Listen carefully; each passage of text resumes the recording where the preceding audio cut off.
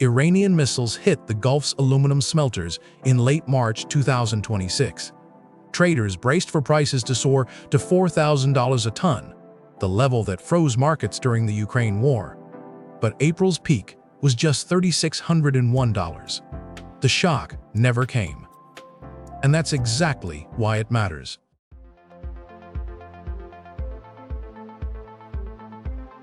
Watch the orange line jump to $3,600 in April 2026. Traders expected worse, much worse. But the peak fell short of the $4,000 spike from March 2022. The market had already priced in the damage before the missiles flew. Something or someone had seen this coming.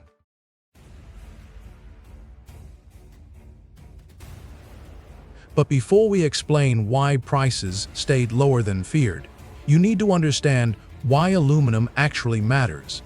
This isn't copper or iron, metals that disappear into supply chains and vanish from the headlines.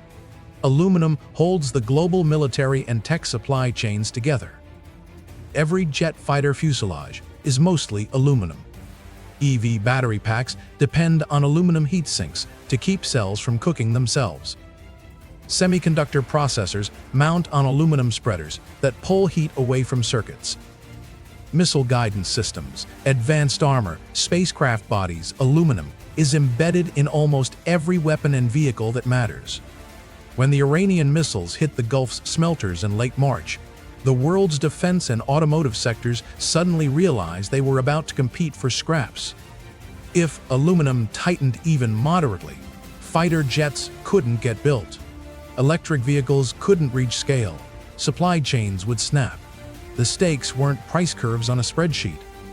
They were whether the US, Europe, and Japan could keep building the weapons and vehicles their militaries depend on.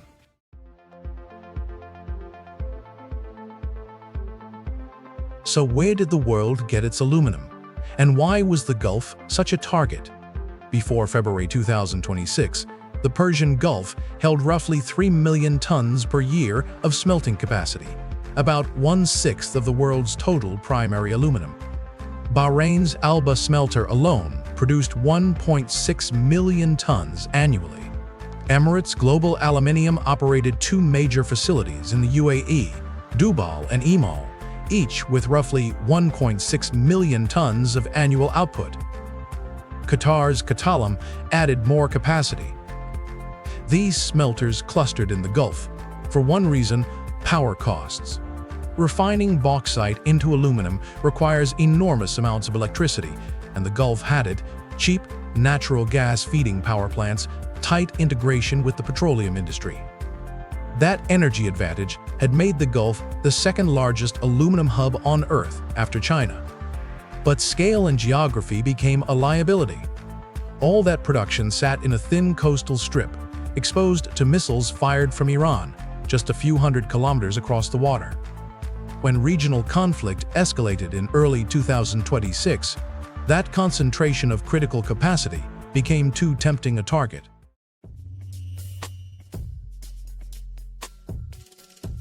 Weeks later, late March 2026, the strikes came.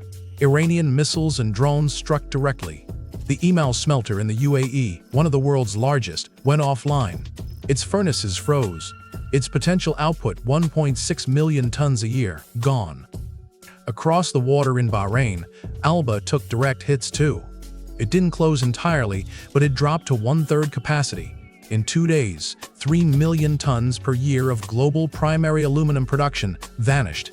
That's 1/6 of the world's supply. To put it in perspective, it would take a new, fully built Chinese smelter, staffed and running at peak, nearly a month to produce what those Gulf plants made in a single day. And the strikes didn't just stop production, they wrecked the physical plants. Pot lines that absorbed direct hits suffered structural damage, with frozen aluminum inside the cells and burned out electrical systems. Some facilities, analysts said, might not restart for over a year. The question wasn't whether production would recover. It was when, and what would happen to supply chains in the meantime.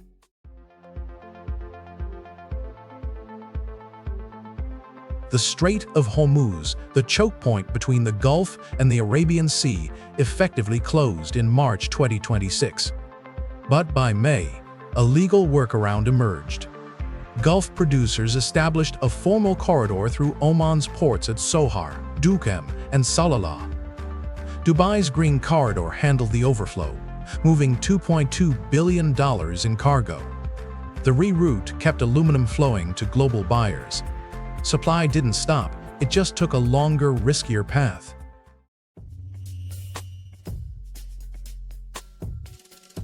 So if the Gulf's 3 million tons went offline, you'd expect China to flood the gap, ramp up production, surge their smelters, consolidate control.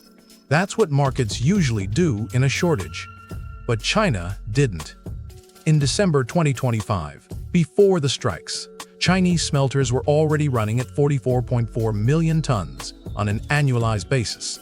They had a regulatory ceiling of 46.3 million tons per year. So they had room to grow. They didn't use it. As of March 2026, forecasts had them at 44.5 million tons in 2026, hitting a cap of 45 million in 2027 and staying pinned there. Instead of building new capacity, China did something subtler. In the 12 months leading up to March 2026, China imported 2.2 million tons of aluminum. 1.8 million tons came from Russia.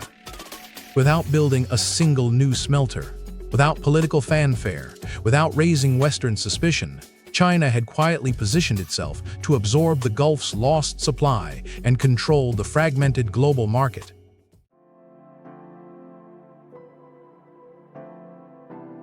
Global aluminum stocks are collapsing. In 2024, the world held almost 4 million tons in reserve. By 2027, analysts forecast just 744,000 tons, less than 1 week's worth of global consumption. Production fell 1.985 million tons, short of demand in 2026 alone. Stocks are burning faster than they can be replenished. Within months, if the deficit continues, warehouses will sit nearly empty.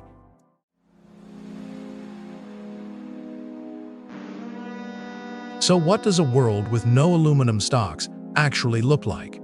It means Western defense and automotive industries are suddenly hostage to Chinese supply. European defense contractors need aluminum to build fighter jets. Japanese automakers depend on it for EV battery thermal management. US aerospace firms use it for missile bodies and satellite structures. All of them now depend on Chinese mills and Chinese imports of Russian aluminum to keep production lines moving.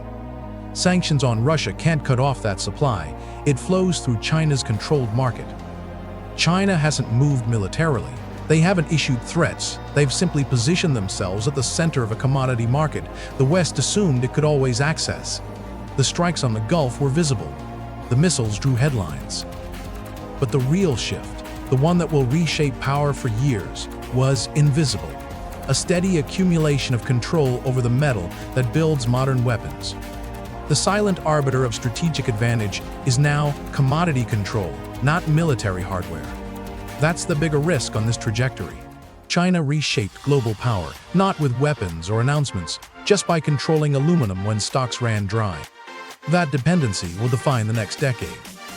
If you want to see how commodities silently move nations, subscribe, and I'll see you tomorrow.